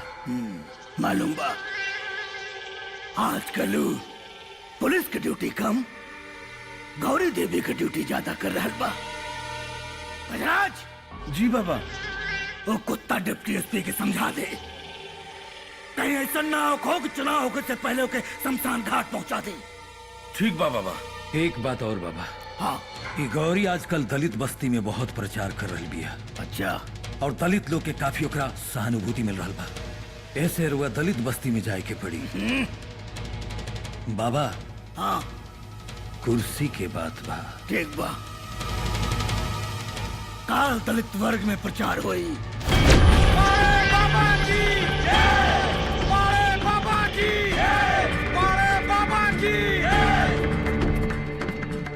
कैसे पानी रहुआ लो? बाबा गांव में पिए के पानी के बहुत मुश्किल हो गइल बा। गांव के कुआं सूख गइल बा। एगो नल रहुआ गड़वा देन तो अच्छा रही। बबूती जी का देख रहा बड़ा तू? एक हफ्ता के अंदर गांव में नल लागे के चाहिए। अब बिजली कनेक्शन खिंचवाओ गांव में। चिंता न करी हो जाए। ठीक बा। बाकी ये गौरी आजकल हमारे बारे में बड़ा गलत प्रचार कर रहा बिया।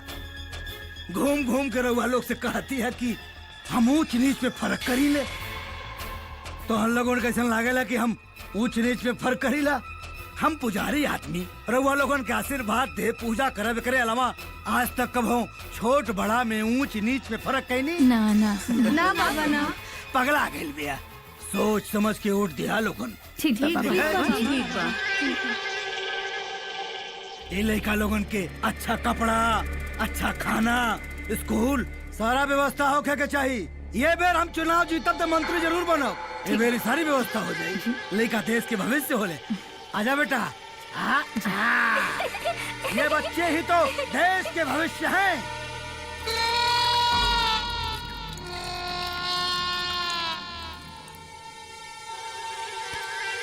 लड़का कुछ नहीं कोई बात नहीं। ये बच्चे हैं। बड़े बाबा की जय। बड़े बाबा की जय। नीच की वजह से ही दिन देखे के पड़ल जो के कल्पना ना कर रहनी। दलित बस्ती में जाए से मजबूर कर देलस अशुद्ध कर देलस। एक बेर चुनाव खत्म हो दे करम जलिया तू हालत करब वो मौत मारब कि तो रूह कांप जाई। शुद्ध करो शुद्ध करो। इंद्रो विश्ववेदा हरिस्तनेमी ओम मंगलम भगवान विष्णु मंगलम गरुड़ध्वजा मंगलम पुंडरीकाक्ष मंगलाय। नमस्कार हम गुलशन पाठक हमार टीवी से आज आप लोगन के दिखावे जा रहल बानी एगो साधु के वेश में छिपल उ दरिंदा के काली करतूत के पर्दाफाश। चश्मदीद गवाह से हम आप लोगन के रूबरू करवा रहल बानी। हाँ तो बताई का कहल चाहत बानी रहुआ बाबा पाणे के बारे में? देखिए बाबा पाणे के जुल्म के शिकार तो बहुत लोग बाड़े लेकिन केहू कहे का हिम्मत ना जुटा पावत। गौरी देवी आप बताई का कहल चाहता है? ई बानी मीना बाबा के जुल्म के शिकार जे आज चिल्ला के रहुआ लोगन के आपन सच्चाई बताई है। हाँ तो मीना जी रहुआ का कहल चाहत बानी बाबा पाणे के बारे में? आज हम रउआ लोग के बाबा पाणे के बारे में सारी सच्चाई बताई। बाबा पाणे एक बलात्कारी और कातिल इंसान बा और अत्याचारी भी बा। ओकरे मंदिर में पूजा के अलावा हर एक कर्म होला। जे बाबा पाणे के खिलाफ बोलेला ओकरा के मार दिहल जाला या मगरमच्छ के आगे फेंक दिहल जाला। बंद कर टीवी। ससुरी टीवी पे अखबार में हर जगह हमारा बारे में गलत प्रचार करके अपन प्रभाव बढ़ा रहल बड़न। बबूती गोबर और गौरी के खिलाफ कोनो चाल चल मीना के फंसाओ न तो जनता होकर बात सही मान ले। 48 घंटा बाबा सिर्फ 48 घंटा ईद के जवाब पत्थर से दे। आई लोग आई जल्दी गोबर भैया गौरी जी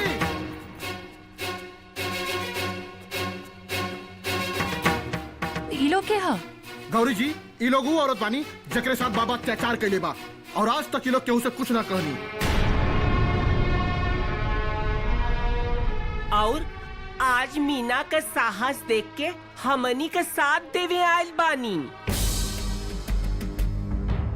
इफ्तिदा इश्क है रोता है क्या, आगे आगे देख होता है क्या। मैडम जी समय के मिजाज से समझी, हवा का रुख बदल रहा बा। ठीक कहत बाड़ा गोबर।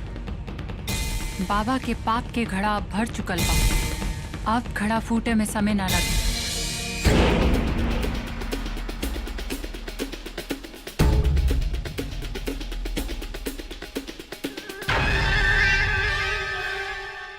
गोबर जी रात बहुत हो गई बा, जा मीना के इनके घरे छोड़ के आवा। अरे नाना जी मैडम जी, हम चल जाए ना, समय ठीक ना चल रहल बा, अकेले गई ठीक ना हम। चलिए ना हम छोड़ दे रहुआ के। हाँ, क्या इनका संग। आओ चल।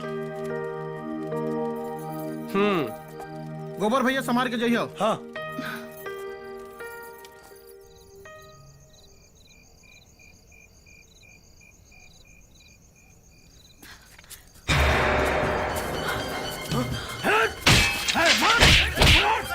उतार छोड़िए मत, उतार छोड़ दे।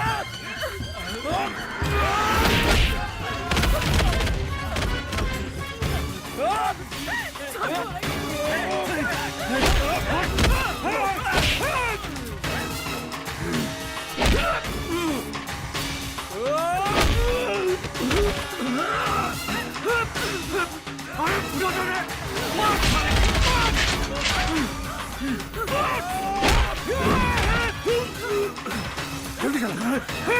अरे पकड़ लो साइकिल के, जाए मत दियो तो। अरे जल्दी कर सर। अरे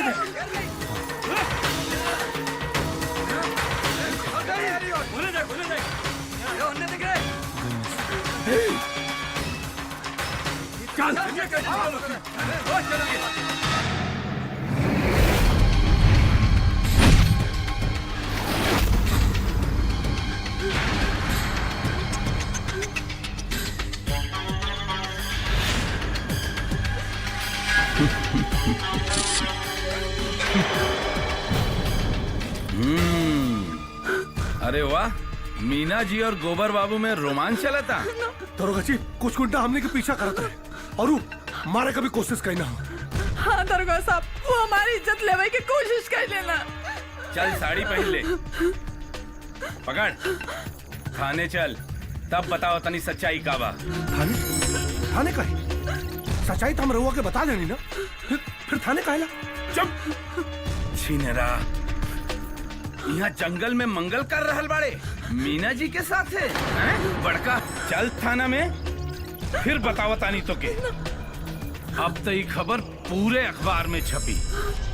औरतन की इज्जत को ढोंग रचे वाली गौरी देवी ये जानते हुए भी कि मीना और गोबर के बीच नाजायज संबंध बा। अब आप लोग सोची कि एगो चरित्रहीन औरत जनता का सेवक कैसे बन सकेली, उस समाज का निर्माण कैसे कर सकेली। हमरा तो यहाँ तक शक बा कि गोबर और गौरी के बीच में कुछ छी छी छी छी। शंभू माफ करिया, अब जो फैसला करेगा भाई जनता जनार्दन करी। शंभू ए गोबरा, मीना देवी देखा आ गई न्यूज, सब जगह छप गए। तू लोग का मुंह देखेबा लोगन बाहर जाके। अरे का हो नौटंकी कंपनी। यह जमानत के पेपर गोबर भैया के छोड़ दो। जमानत के पेपर के का जरूरत रहे, हम तो सही छोड़त रहनी है नहनी के। ए छोड़ दे दोनों के। का हो गौरी देवी, चल बाहर निकल। जमानत तो तू करा ले लू, बाकी जौन समाज में थू थू हो रहा बा ओकर का करबू। ए दरोगा, ज्यादा घमंड में मत बोल, टाइम आइला पर पता चली। चलिए गौरी जी। ए गोबरा सुन, एक बात कहा था नहीं, दिमाग में रखिए, जब बिच्छी का मंत्र ना आवे ना तब मत छेड़िए सांप के। सही कह ले दरोगा, जब बिच्छी का मंत्र ना आवे तो मत छेड़ा सांप के। और तोहनी का उल्टा गिनती शुरू हो गई बा, बोल दिए अपना पाप से। चुप हो जा मीना। देख लेनी लोग, इरा राक्षस से टकराई का अंजाम हमरा के कहीं का ना छोड़ला सा। संभारी अपना की मीना जी, अत्याचार त रावण का ना चला, फिर ही सार लोग कौना खेत के मूली पड़े। पर गोबर, जनता तो हमने के खिलाफ हो गई होई, अब का होई? गोबर भैया, हमने के तब अपना बेगुनाही के सबूत तो खोजे के पड़ी ना। ओकर उपाय हम सोच ले बानी कि हमरा के का करे क्या। इलाज के पोस्टमार्टम खातिर ले चला और एक खत जांच ला रखला। आई चली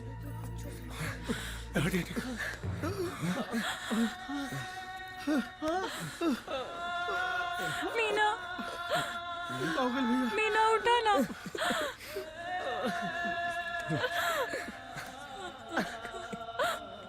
आप कुछ करें ना। बस अब रवा लोग तैयार हो जाए, मीना का कातिल बच ना पाई, बहुत हो गई।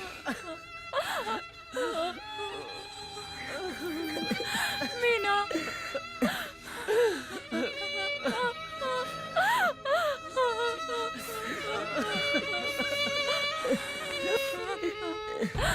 ना गोबर, हम हार गए नहीं हम हार गए नहीं। मैडम संभाल, हाँ, संभाल, अरे सुता, आराम, हाँ, बेहोश हो गई नहीं है। हाँ, हाँ,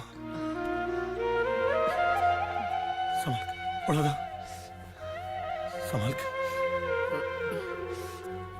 बेहोश भी नहीं है। मुड़ी सीधा कर दो भैया। थोड़ा देर में होश आ जाए इनके। हाँ, सुते रहो आराम से। चलो सर, चल बाहर चलो, आओ आओ।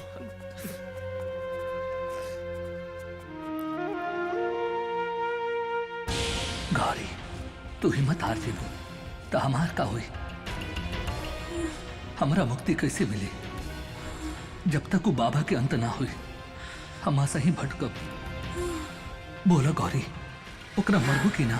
हाँ महेश, अब तो हम बाबा पाड़े के जरूर मारब बाबा पाड़े के। गौरी जी, का भाई? बाबा पाड़े के मर ही के पड़ी बाबा पाड़े के। हाँ, मरी गौरी जी, मरी बाबा पाड़े। वाह विभूति बाबा वाह, तोरा दिमाग ना कंप्यूटर बा कंप्यूटर। दिमाग हमार है, लेकिन मेहनत तो तू कैला गजराज बाबू। मीना के फसौलत तू, गौरी के बदनाम कैला तू। बहुत खूब, सांप भी मर गई और लाठी भी ना टूटल। पुलिस के नौकरी तो एगो बहाना बा, तनख्वाह तो बाबा ही देलन। अगर बाबा के काम ना आई तो ई जीवन बेकार बा।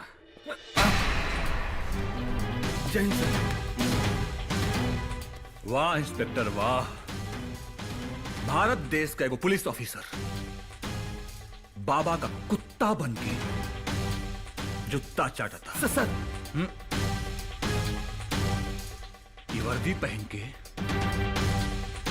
वर्दी के अपमान मत कर। ऑफिसर,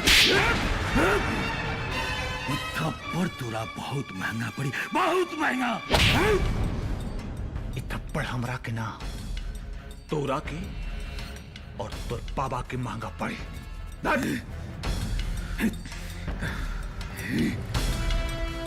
उतार दे वर्दी, ये वर्दी तोरा ऊपर कलंकित हो रहा बा।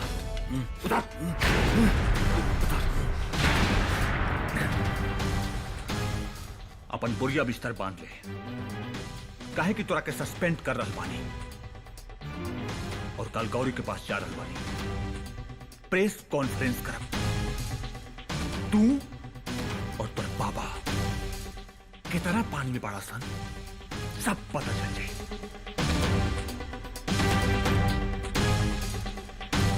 आ गई नहीं। इला कैमरा एमे बाबा पांडे के खिलाफ पूरा कर्मकांड सूट भइल बा। बहुत बढ़िया मुनिया, बहुत बढ़िया भाई। अब साहब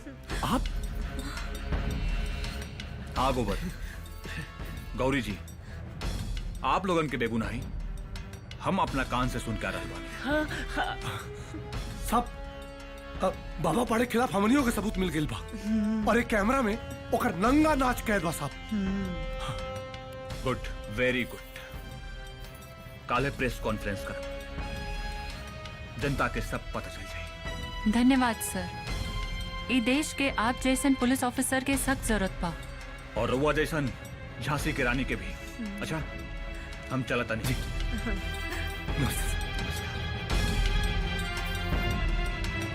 खामोश मिजाजी हमें जीने नहीं देगी। इस दौर में जीना है तो कोहराम मचा दो।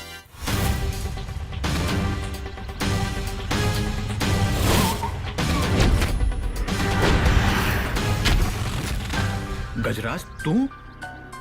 सॉरी सर, बात बहुत आगे तक पहुंच गई बा। रउआ का जियल बाबा खातिर और हमरा खातिर भी बड़ा खतरनाक बा।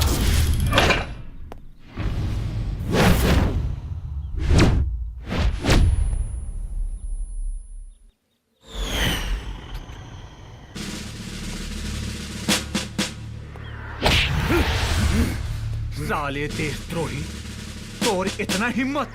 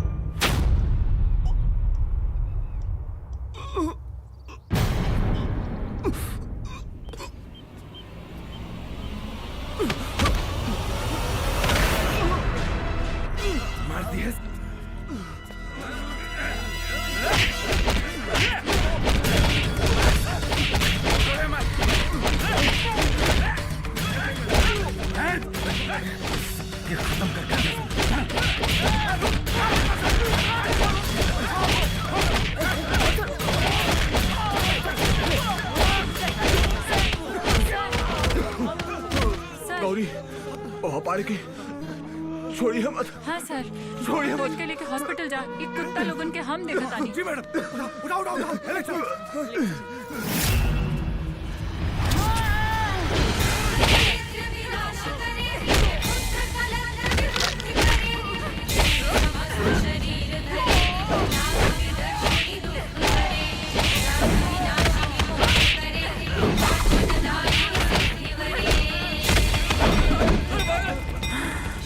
काम करना पड़ा तो लोगन अंत करा तो गोली मार दी। अरे ससुरे, अगर डिप्टी एसपी हॉस्पिटल में बयान दे दे तब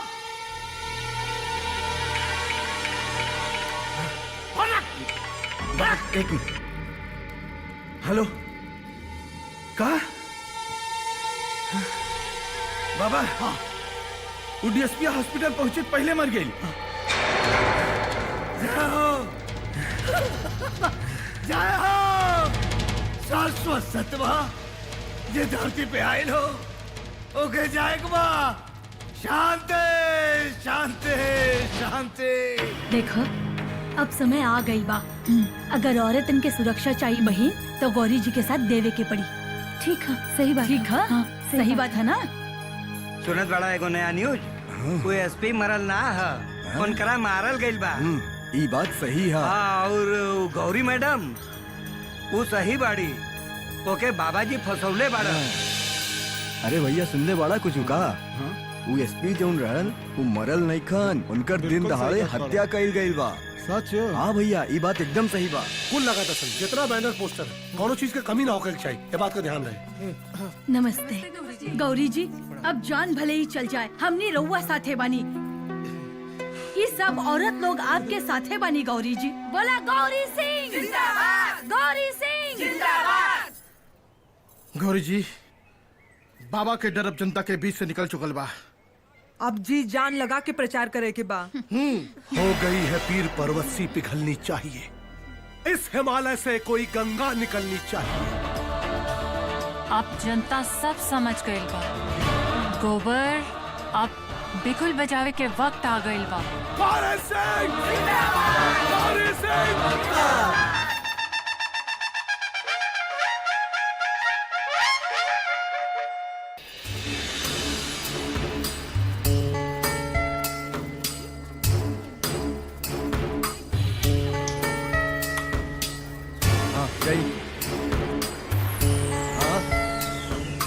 जल्दी करी,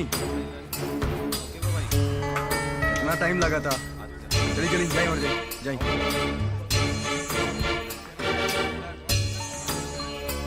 चलिए, हाँ जाइए चाचा बाहर।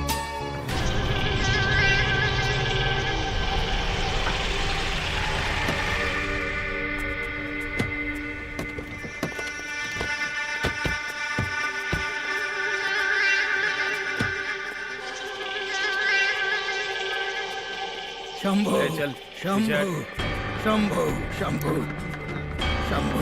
बाबा प्रणाम बाबा। हाँ हाँ लाई यहाँ। चला जा जा चला। हाँ यहाँ साइन कर दी बाबा। हाँ ये लिए।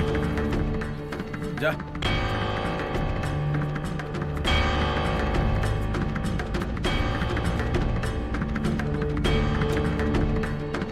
शंभो प्रणाम प्रणाम।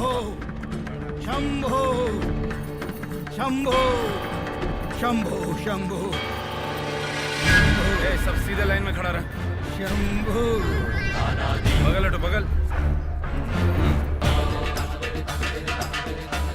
आशीर्वाद नहीं देबा बाबा। आशीर्वाद की जरूरत अब बाबा के है मैडम जी। शांति प्रणाम।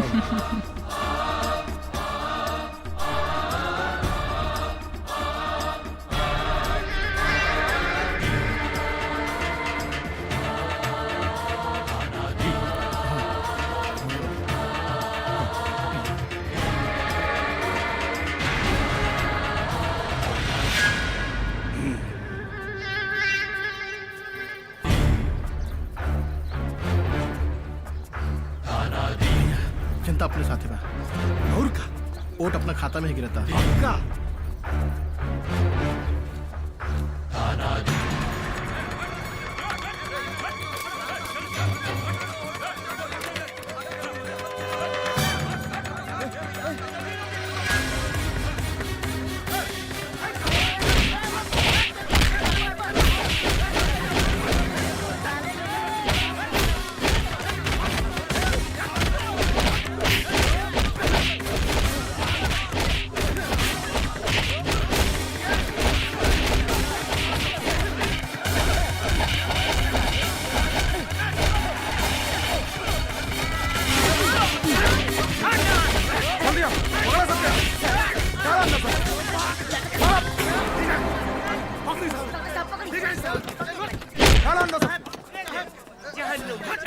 आप लोग चिंता मत करिए, वोट बिल्कुल सही पड़ेगा। शांति रखिए, मैडम मेरे रहते बूथ कैप्चर नहीं होगा। आप लोग निश्चित होके जाइए। नमस्कार। ठीक है, जाइए। जी साहब। हाँ जाइए। धन्यवाद साहब। नमस्कार, मैं दिनेश कुमार और आप देख रहे हैं हमार टीवी। और आप लोगों को जिस घड़ी का इंतजार था वो घड़ी आ चुकी है। पूर्वी चंपारण सीट की गिनती शुरू हो चुकी है और जो ताजा तरीन रुझान हमें प्राप्त हो रहे हैं, इस सीट पे सीधे सीधे मुकाबला है बाबा पांडे और गौरी सिंह के बीच। अब चुनाव के आंकड़े बिल्कुल स्पष्ट होते जा रहे हैं। बाबा पांडे अपनी निकटतम प्रतिद्वंदी गौरी सिंह से 50,000 मतों से आगे चल रहे हैं। जैसा कि आप जानते हैं, बाबा पांडे पिछले 20 वर्षों से इस सीट पे लगातार कब्जा जमाए बैठे हैं। बाबा पांडे को इस सीट से हराना मुश्किल ही नहीं, नामुमकिन है। अभी अभी जो जानकारी हमें मिल रही है उसके अनुसार बाबा पांडे 1.5 लाख मतों से आगे चल रहे हैं। ऐसा कयास लगाया जा रहा था और लोगों का यह आकलन था कि गौरी सिंह बाबा पांडे को एक अच्छी टक्कर दे पाएंगे। पर जो अभी रुझान दिखाई दे रहे हैं उनके अनुसार गौरी सिंह इस मुकाबले में काफी पीछे छूट चुकी हैं। और ऐसा आगे भी लगता है रहेंगे। कि बाबा पांडे अपना पिछला ही रिकॉर्ड तोड़ेंगे और भारी मतों से जीत दर्ज कराएंगे। जैसा कि देखा जा सकता है, बाबा पांडे के समर्थकों के बीच खुशी की लहर दौड़ चुकी है। जी हाँ, बाबा पांडे 2 लाख मतों से गौरी सिंह से आगे चल रहे हैं। वहीं दूसरी तरफ गौरी सिंह के खेमे में निराशा साफ देखी जा सकती है। जैसा कि आप जानते हैं, बाबा पांडे पिछले 20 वर्षों से लगातार निर्विरोध चुनाव जीतते आए हैं। उन्हें टक्कर देने की हिम्मत किसी ने नहीं दिखाई। पहली बार एक महिला उम्मीदवार गौरी सिंह ने बाबा पांडे को चुनाव में चुनौती दी है। अभी अभी जो आंकड़े हमें प्राप्त हुए हैं उन्हें देख के हम बहुत हैरान हैं। जी हाँ, उन्हें सुन के आप भी बहुत हैरान हो जाएंगे। भारतीय राजनीति के इतिहास में ये ऐतिहासिक उलटफेर है। बाबा से आगे कीजिए। बाबा खातिर का बाबा पांडे और दिन रात बीच एक के बा। मतों का अंतर मात्र 25,000 कर दिया है। और आपको बता दें कि अंतिम चरण की गिनती खत्म हो चुकी है बाबा, और रिजल्ट हमारे पास आ चुका है। जैसा कि सब जानते हैं जीत कि तो रौरे हुई पूरी तनी चंपारण सीट पे सबकी निगाहें कम टिकी वोट हुई से थी होके। और जिसका रिजल्ट अब आपके सामने है। जी हाँ, ये रिजल्ट बहुत ही चौंकाने वाला है। जहां बाबा पांडे गौरी सिंह को भारी मतों से ये चुनाव हराने वाले थे, वहीं गौरी सिंह मतों की गिनती में बाबा पांडे के बिल्कुल करीब पहुंच चुकी हैं। जहां बाबा पांडे अपनी जीत को लेके निश्चिंत थे, वहीं गौरी सिंह बाबा पांडे पे हावी होती नजर आ रही हैं। जी हां, गौरी सिंह ने एक नया इतिहास रचते हुए सारे आंकड़ों को फेल कर दिया है और साथ ही चुनावी पंडितों के अनुमान को भी गलत साबित कर दिया है। गौरी सिंह ने बाबा पांडे को 50,000 मतों से यह चुनाव हरा दिया है। जैसा कि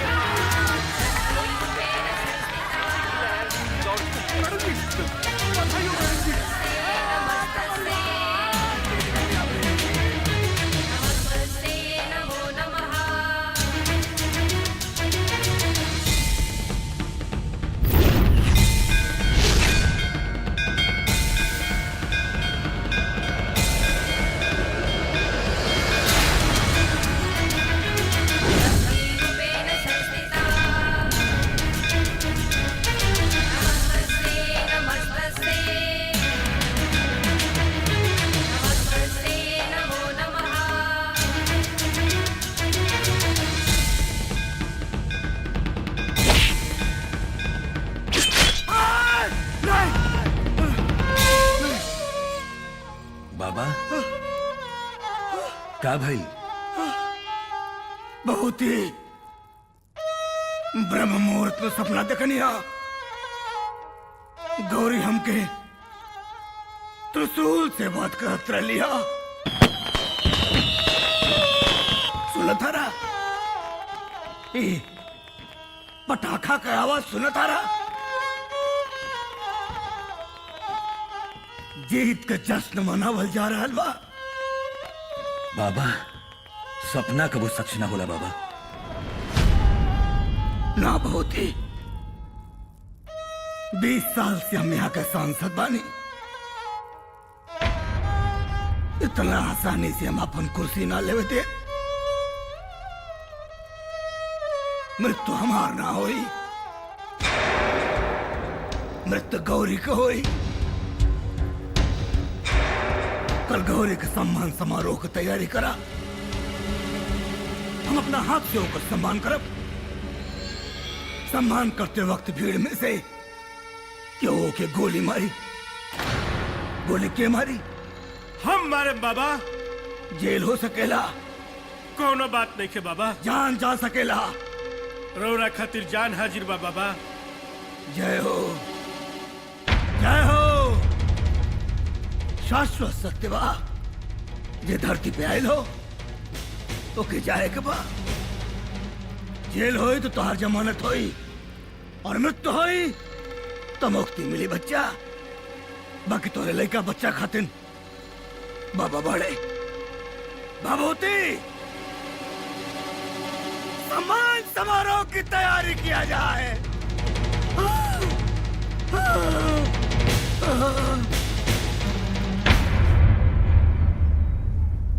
गौरी सिंह जिंदाबाद, गौरी सिंह जिंदाबाद। समस्त भक्तजन,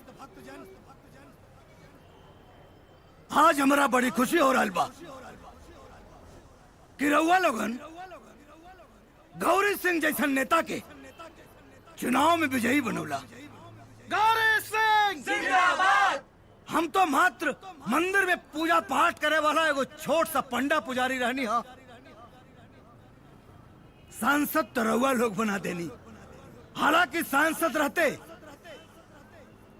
हम रउआ लोग के सेवा में कोनो कमी ना छोड़नी, हर संभव प्रयास, हर संभव प्रगति करनी। और यह प्रयास, यह प्रगति गौरी सिंह भी करी है। हम गौरी सिंह से यह उम्मीद रखा तानी। रहल बात हमार, अब तो दिन रात मंदिर में पूजा करब और रउआ लोगन के भलाई खातिर काम ना करब। हम गौरी सिंह के तुलना झांसी के रानी से कर रहल बानी और खुशी के साथ हम उनके मंच पर आमंत्रित कर रहल बानी, कहे से कि हम उनका सम्मान करना चाहता नहीं। गौरी जी, कृपया आप मंच पर आइए।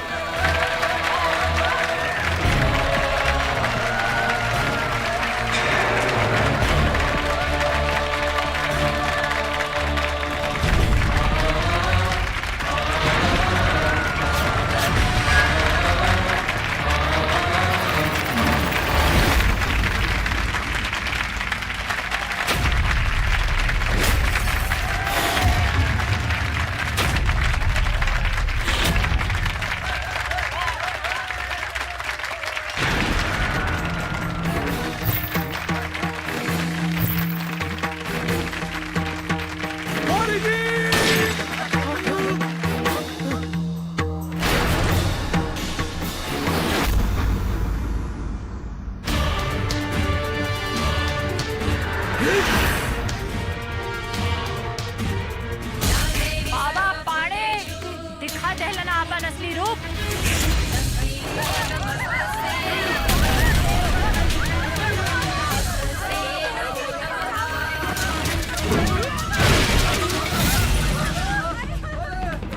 नारी पर अत्याचार अब न होई बर्दाश्त। उठाई तलवार और कर दे पापियन के नाश।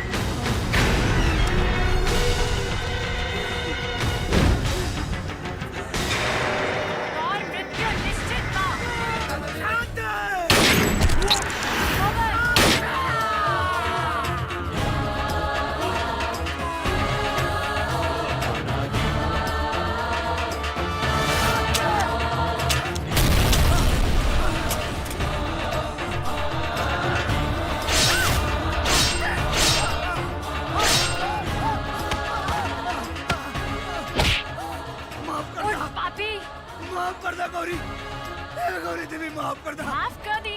अपराध हो गई।